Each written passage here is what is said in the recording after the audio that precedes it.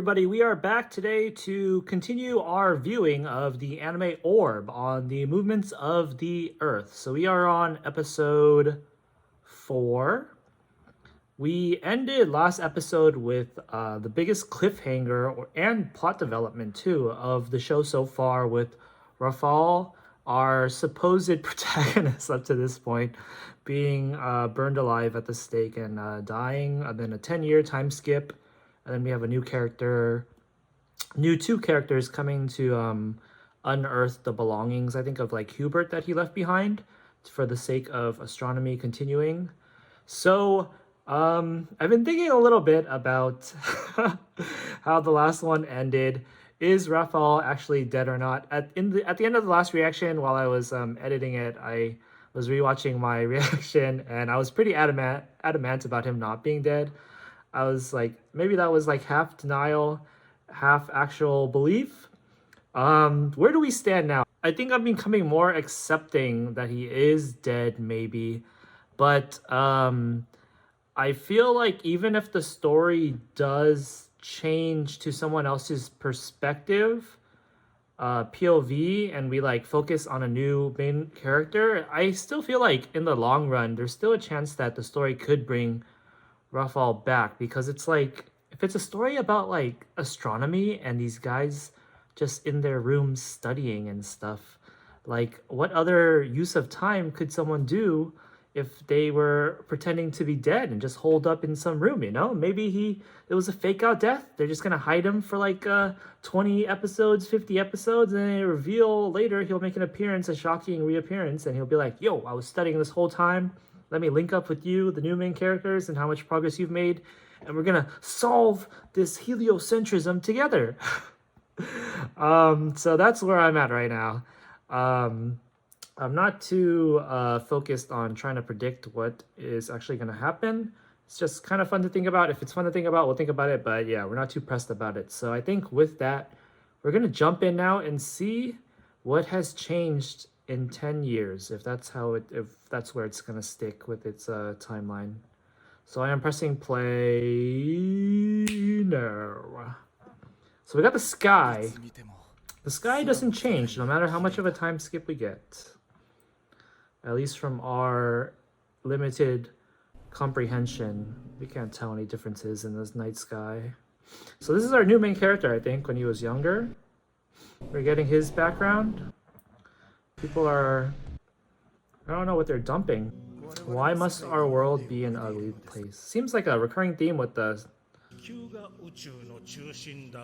It has to be ugly because the Earth is in the middle? You have to be the center of all sin as well?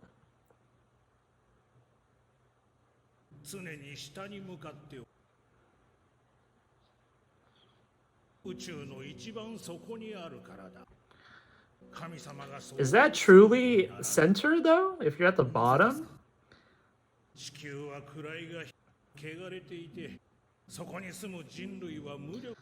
That's only centered from like one axis, right? Or like a two-dimensional.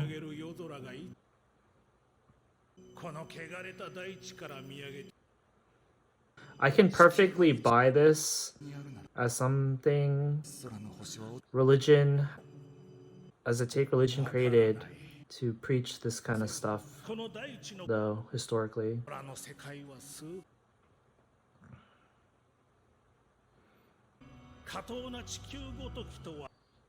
Oh, that's a pretty striking visual, all these eyes gazing down upon us.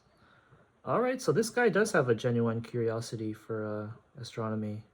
Even though last episode he seemed kind of uninterested. Oh, is this guy a heretic? Oh,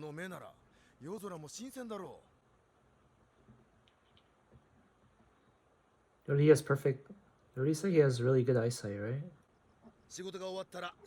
This guy is really apprehensive about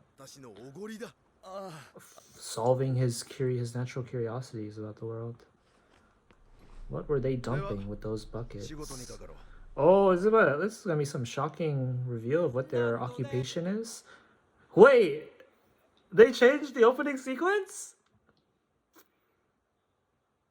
They did not pull that move. Wow, what fuckers? How could you toy with us like that? Are we at the bottom and you're just gazing down upon us with your eyes, laughing at how we trusted Rafal? Look, he's still here! Our boy! Rafal! He's still in the opening. That still gives us hope, right? Look, he's still here, guys. He's right there. Is this blonde guy with the eye patch him in the future? You guys got a haircut? Look, he's right there, man. I'm actually kind of doubting myself. Is this opening different? Or was that guy always the first shot in this opening? I gotta watch the previous episodes again. The fact that this world is far more beautiful than heaven. The fact that this world is far more beautiful than heaven. Oh, these guys are like hoodlums, quite literally. Civilian watch. Okay, maybe they're not hoodlums. They are like a patrol. What is going on? What in the world is going on? What are the circumstances of this duel? Are they punishing him for night watching the stars? Okay, never mind. Ooh.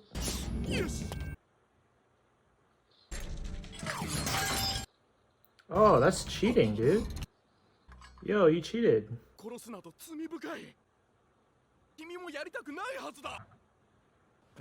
Hey, call him out for cheating.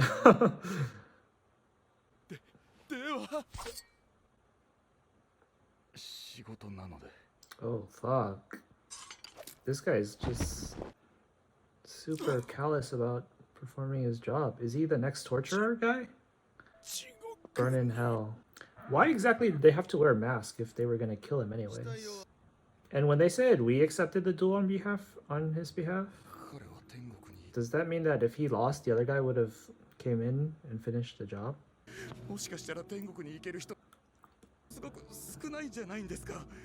Kind of late for you to be thinking about this stuff now. Hedonism. Drown away your sorrows in pleasure.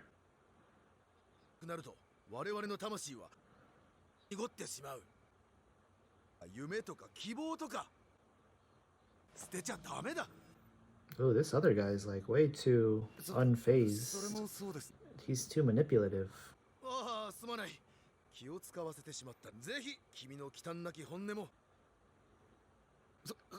Oh, they have a pretty interesting dynamic. Only a year? This actually doesn't feel that long.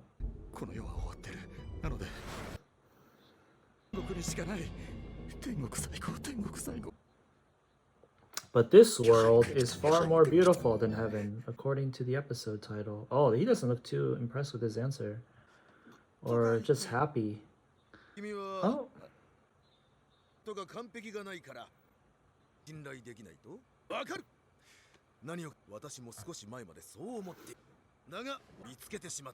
What is it? Something worthy of absolute hope. Oh, why would you not be curious? Okay, so everybody else calls them assassins. You know, it's probably not a good idea to pick a fight with people whose profession is dueling and killing. Oh, he's about to show out. Maybe not. He might look like Aaron Yeager, but he doesn't act like him. It's not as simple as wine, is it? Ooh. Astrology? Oh, so is this leading to them going to find Hubert's stash? I was just about to say, like, I wonder how long it's gonna take them to connect this to Rafal. I mean, I guess technically they already were connected because they showed them last episode looking up his stash. So these guys, because they're such good fighters and stuff, they might have the balls to break the law pretty freely. A monk.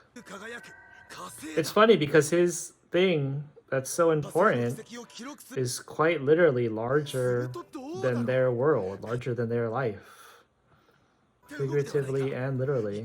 He sounds genuinely happy when he's talking about it too. Yo, honestly, he's selling me on how they must have felt back then historically when they discovered that the night sky is full of these other worlds. Mind-blowing, man. They didn't have like TikTok and shit to distract them from the beauty of that?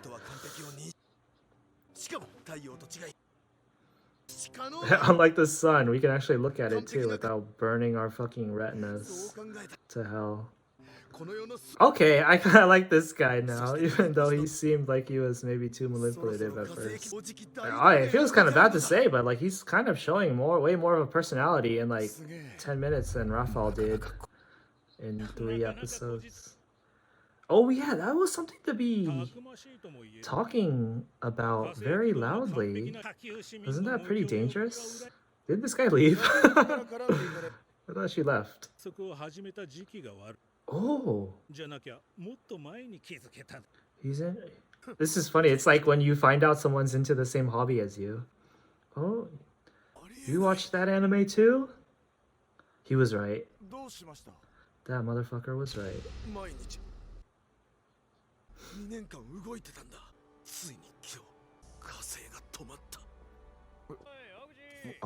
Oxy? Is that his name? Oh wow, there's a lot of them. Wait, why do they all duel at night? Just some dude casually being murdered in the background?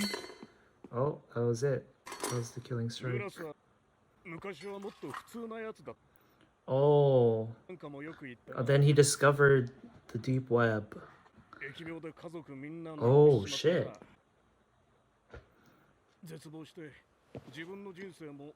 Honestly, kind of impressive for him to spin it into something positive. That's usually like the backstory for like someone who joins a cult or something.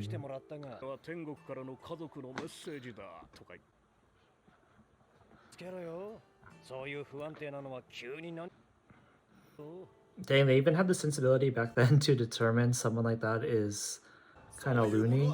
I feel like it's not that weird back then for people to say their family is like in the stars in the heavens talking to. Bro, you okay? Oh, he's gonna go depressed now because Mars is fucking with him. Mars! Why? Oh no! Oh no! All that within one night? 2 nights? Oh! Rafa? No, but this is 10 years ago. This is 10 years later though. Yeah, because they look the same age as they did once after the 10 years skip.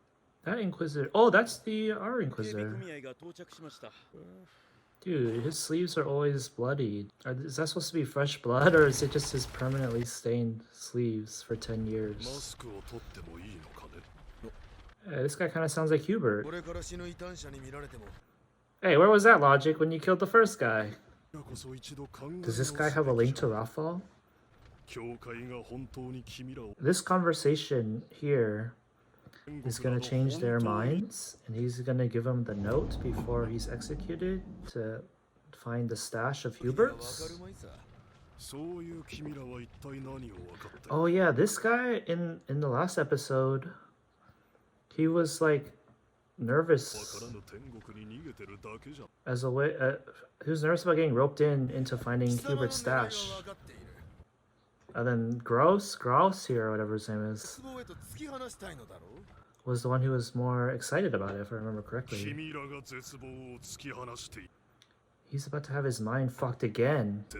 Twice in like 2 days. Yo, every astrologer who gets sentenced to death always gets a badass speech before they go. They're always mind fucking people before they go. Ooh, we got triggered. Heretic's Trap. That'd be a pretty good name for a Yu-Gi-Oh card.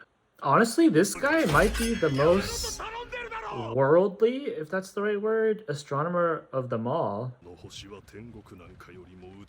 More than Raphael and Hubert, even, because he's like even defying like God. Like even the Raphael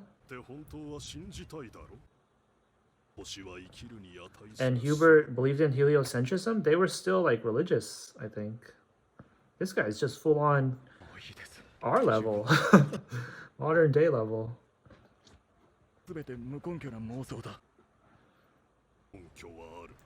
Oh, he's gonna tell him where the stash is? Or he's gonna say... The risky thing though is that they have to understand the research to see how it's proof. Maybe Grass can, because he has an interest in this field of study. But that's still pretty risky. Maybe this is just this guy's gamut to pass on astronomy. Wait, have I been calling it astrology instead of astronomy this whole time? Oh shit, is he freeing him? What is going on?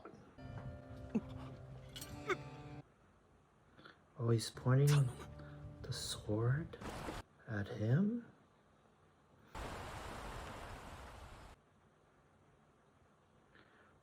And that's where the episode ends? How could you do that to me? How could you do that to me? Where is Raphael? Where the fuck is Raphael? Oh my gosh. Okay, I'm actually gonna go... Okay, I don't have the means to do it right now, but I'm gonna check the opening on the previous episode to see if Raphael is the first one in the first shot. So that was episode 4 of Orb. We don't get... I mean, there's no explanation for Raphael because I guess we're kind of just supposed to accept it at this point. So we'll just clear that out of our mind for now until he makes his inevitable reappearance, because that was a fake out death, because Nowak or whatever his name is actually let him go. Okay, so we got our new main characters, and it's interesting because this is still hasn't gotten to the point where we ended last episode, where they were actually found the stash of Hubert's and Raphael's or whatever.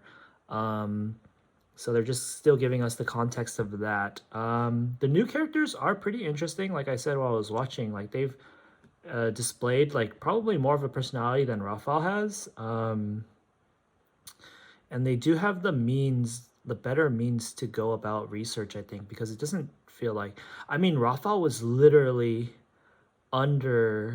living with his father, who would have ratted him out. So that's a pretty tough circumstance. And then Nowak was the Inquisitor was already on his tail before he even like started studying in earnest, because he was suspicious of his father.